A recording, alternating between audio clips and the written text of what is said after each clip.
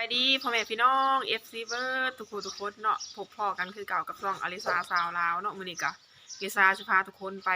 ตลาดเซโนเนาะก็มากินข้าวก่อนเนาะทุกคนปั้นข้าวก่อนเผื่อสิมามันก็หึงเนาะมากินข้าวก่อนกับพ่อกันแม่นี่ก็ของกินเนาะของกินเฮาก็มีสำนี้แหละบ่มีของกินเนาะพี่น้องส่วนกะอันนี้ก็พ่อกับแม่เนาะนี่ก็ได้มาฮอดเซโนเลยเนาะพี่น้องนี่น่ะกำลังสิเข้าตลาดเนาะกับพ่อไปเลาะตลาดเนาะทุกคนจะพาทุกคนไปเบิ่งกันเลยว่าตลาดเซโนมันจะมีอย่างแหน่เนาะตอนนี้ลิซ่ากับพ่อก็สิได้มาเลาะตลาดเนาะทุกคนเครื่องของกระลายคนกระลายเนาะพ่อลิซ่าก็ได้ย่างก่อนเลยเมื่อกี้นี่ก็ไปเวียกมาเนาะทุกคนเครื่องของกระลายหลายนะเติมกระลายหลายเนาะทุกคนนี่แหละตาสะอ่อนเนาะเสียดายแต่บ่มีเงินซื้อเป็นหัวผักบัวผักเทียมก็มีเบิดเนาะก็สิได้ย่างเลาะเนาะทุกคนพาทุกคนย่างเลาะตลาดเซโนเนาะเพิ่งถ่ายคลิปครั้งแรกเลยนะตลาดเนาะทุกคนของกระลายหลายพอหักก็ได้ย่างก่อนเลยมีเบิดมันเป็นตลาดใหญ่เนาะกระลายหลายเนาะนางเค็มพวกใส่กรอกพวกเอียงคุณอะซีนแห้งก็แซ่บได้แถวนี้มีเบิดเนาะหลายอย่างนางเค็มแห้งหลายมันเป็นนางงัวทิพนางควายบ้านเฮาเนาะก็แซ่บกว่าอยู่กรุงเทพพวกเนื้อพวกอันนี้ก็มีเนาะทุกคนนะตลาดก็กว้างเนาะ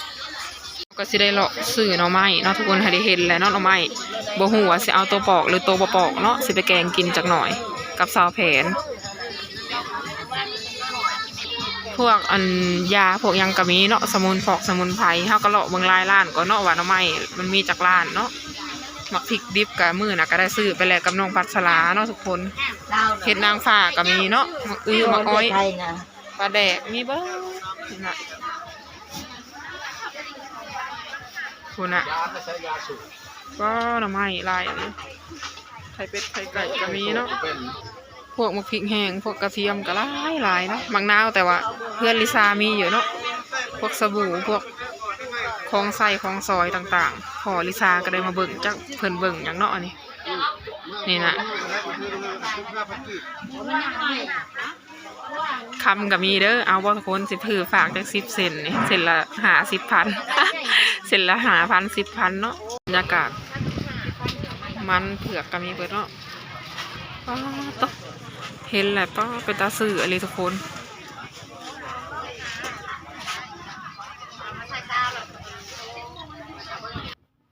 นี่นะเนาะบรรยากาศแต่อาจสิแดดแน่เนาะบรรเซาหนาวนะ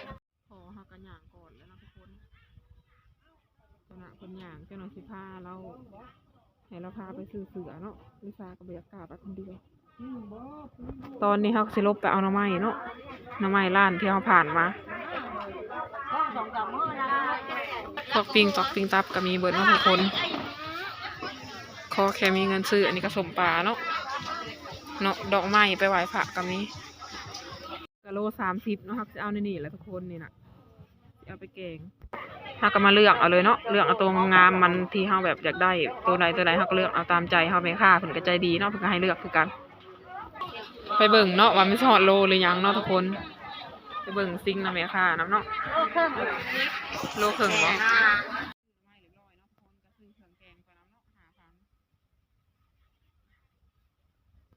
หลายเนาะทุกคนผักกินกับผักอันใส่เนาะเขาก็จะเอาอันนี้ยานางเนาะยานางอันหนึ่ง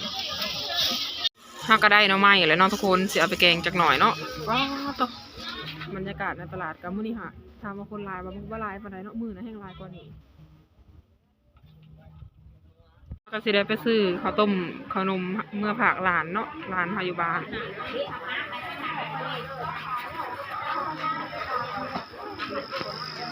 บรรยากาศโดยรวมกันสิประมาณนี้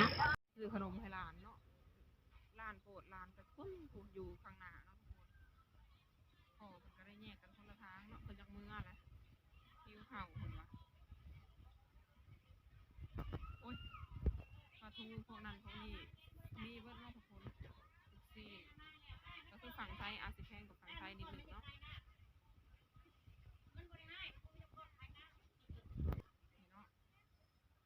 กำลังทอดร้านขนมเลยนะทุกคน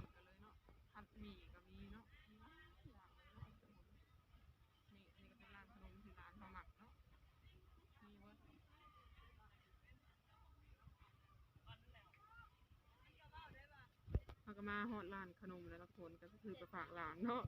ร้านนี้เพิ่นมักร้านอื่นเพิ่นก็บ่มักเนาะ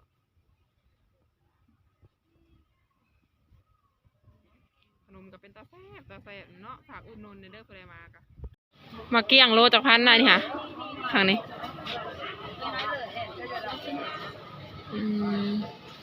มาเกี้ยงกะโล15,000เนาะทุกคนเฮาจะไปหาพ่อก่อนเนาะว่าเพิ่นอยากมื้อหรือบ่เนาะคือสิอยากมื้อคือสิท่าขอแหละปานนี่ก็ซื้อลูกชิ้นมาฝากร้านเนาะทง1 30,000นี่อันนี้ก็เมค่าเนาะเมค่าก็น่าหักอยู่เด้นี่ของที่เฮาซื้อเนาะทุกคนแต่ว่าเฮาอยากได้เสือเนาะเฮาสิให้พ่อเฮาท่าก่อนเพิ่นก็อยากมื้อแหละแต่ว่าเฮาก็อยากให้เพิ่นท่าแหละเนาะเพิ่นก็คือสิหิวข้าวแหละแต่ตอนมาก็กินแหละเนาะทุกคนนี่น่ะรถกับผักก็หลายคนฝากรถแถวนี่ก็เบิ่งแน่นี่คันละ 2,000 กีบเนาะผักก็หลายเนาะทุกคนร้านเกิมแห้งหลายเนาะแถวเซโนนี่เบิ่งแน่มีตรงงามได้เสื้อผ้า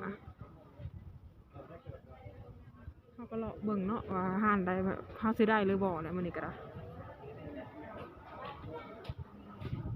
เป็นร้านสินเนาะทุกคนสินที่เฮาสิบางคนก็ซื้อไปตามเขาแหละเนาะนี่แต่ตรงงามเนาะทุกคนนี่น่ะเสื้อใหม่มีเกิบมีหยังเนาะหลายอย่างอยากไปเบิ่งกันเลยเนาะเจ้าหน่อยฮะก็อาจสิได้มื้อเนาะทุกคนต่อเลยเนาะสูตรเด็กน้อยบ่ได้หยังโหเสื้อผ้าก็โคตรหลายอย่างไปกันยังบ่สุดเนาะร้านนี้แห้งหลายร้านเสื้อผ้าเนาะนี่น่ะพวกเสื้อในพวกนั้นก็มีเนาะทุกคนไปซื้อข้าวจีบปะเตเนาะวันนี้หน้าตลาดว่าสิเมื่อกี้นี่ก็ไปเลาะเสื้อผ้าแล้วแต่บ่ได้จ้าโตเบิ่งเนี่ยค่ะไปคนเดียวบ่มีหมู่มันก็เป็นสิแล้วทุกคนนี่เนาะข้าวจีก็สิประมาณนี้เลยทุกคนก้อนละ 12,000ก้อนละ 6,000เนาะนี่น่ะก้อน 7,000เนาะนี่ก็เอา4ก้อนฮะใส่เพชรวัด4เลยบ่แป๊บนึงเด้อถามเขาก่อนตอนนี้ก็มาซื้อข้าวจีปะเตอยู่เนาะน้ำเอื้อยเพิ่นนี่เพิ่นก็เฮ็ดให้เนาะแต่ว่าอันนี้หาลายได้เพิ่นใส่เนาะทางไทยหันอาจจะบ่มีกินเนาะทุกคนนี่น่ะหมูยองก็มีเนาะมี6เครื่องเลยมายองเนสบ่เนาะ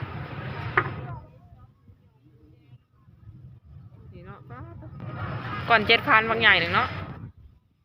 มี2ร้านน่ะก็มีเนาะทุกคนได้เห็ดเลยเนาะ4ก้อนเขาก็สั่งเพิ่มอีก3ก้อนเนาะเป็น7เอาไปกินเบิ่งรสชาติแต่ละร้านมันก็แซ่บอยู่เนาะแต่มันก็บ่คือกันปานใดเนาะทุกคนถ้าเขาสิจ่ายเงินเพิ่นเนาะอันนี้ของข่อยแล้วว่าเอ้ยเจ้าเหลือเงิน49เนาะ49,000เนาะทอน51,000เนาะทุกคนใครแหวมันตลาดไซโนก็มาอุดหนุนได้เนาะ FC แต่ละคนก็ขอบใจหลายๆอยู่โล 12,000เนาะทุกคนนี่นะเฮาก็สิได้เลือกเอาเนาะนี่คนขายเที่ยงแล้วเฮาก็สิมื้อเนาะพอเฮาถ่าแล้วเนาะทุกคนนี่เฮาก็มาแต่ไซโนแล้วเนาะทุกคนมาฮอดเทื่อเรียบร้อยเลยนะป้าแดดก็ร้อนน้ำหูน้ำตาจะสิไหลเนาะมื้อนี้ก็ขอจบคลิปเพียงเท่านี้เนาะฝากกดไลค์กดแชร์เป็นกำลังใจให้ลิซ่าเด้อเนาะ